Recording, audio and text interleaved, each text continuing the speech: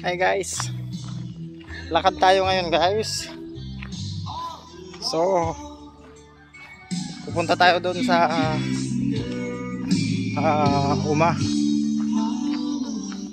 Uma ang tawag namin dito.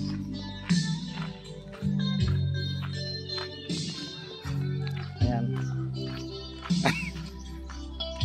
Mainit dito guys.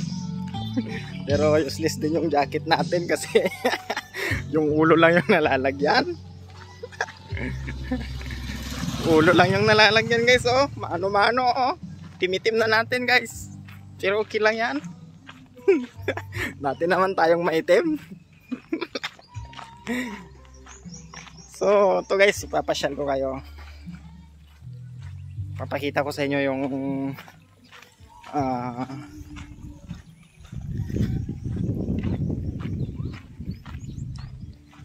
bahay ng lola ko.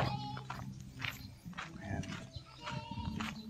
At makikita nyo yung mga lupain to. Malalawak na lupain.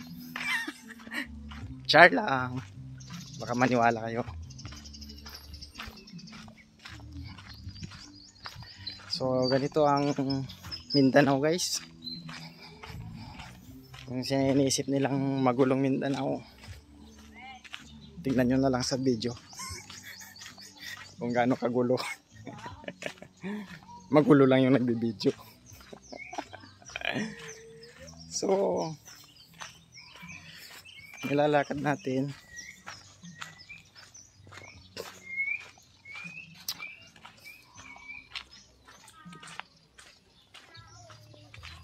Ayan, dapat meron tayong kwan guys, yung tawag doon, tripod ba yun, para at least may magamit tayo. Nakita ko kanina si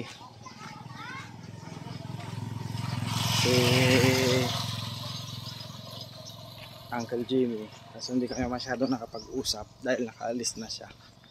Si Uncle Jimmy, kapatid ng daddy ko yun. Tapos ayun, nakita rin kami doon ni Auntie nga Lisa. Ay Ante.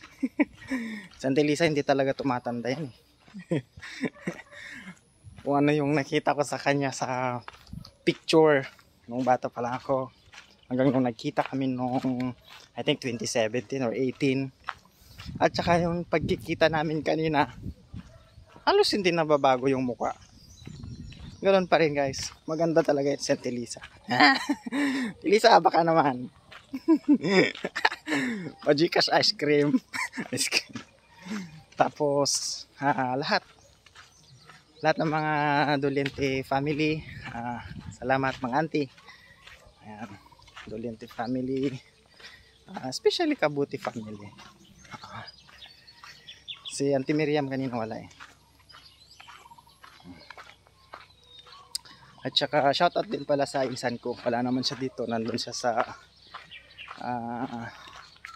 ayun, Italy ba yun? Nagkamali. Si insan Rafi Kabuti. Insan, awan kami tatay.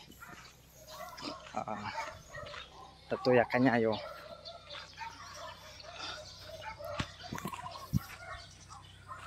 So pinapasakay ako kanina, kaso daming gandang mga halaman. Pinapasakay ako kanina kaso doon yung pinanggalingan ko doon, tapos doon pa tayo pupunta. Layo-layo pa na lakaran to.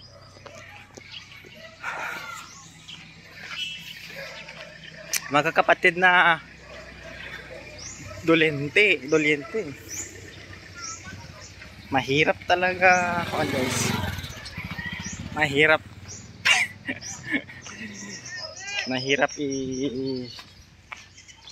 kuan ang kanilang mukha kasi pare-pareho sila, magkakamukha talaga. Ayan sila tumang. Ayan. Tsaka si ano ba yung isa?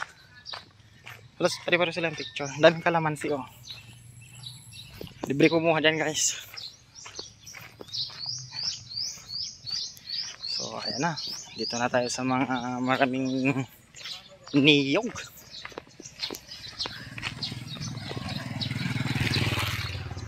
Dito tayo sa maraming niyog.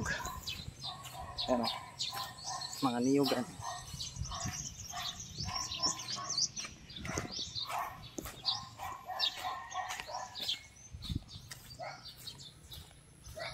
Yan yung mga nakikita nyo guys, mga niyogan.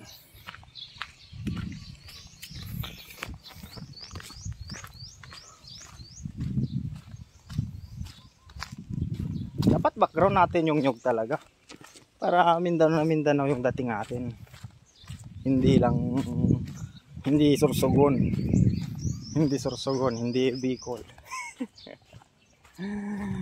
hindi Albay, talagang Mindanao na Mindanao ang datingan. Ayan, background natin mga nyug, saging. So last na punta ko kasi dito guys, hindi ko talaga masyadong matandaan kasi kung 2017 or 2018 yun, basta nandyan yan.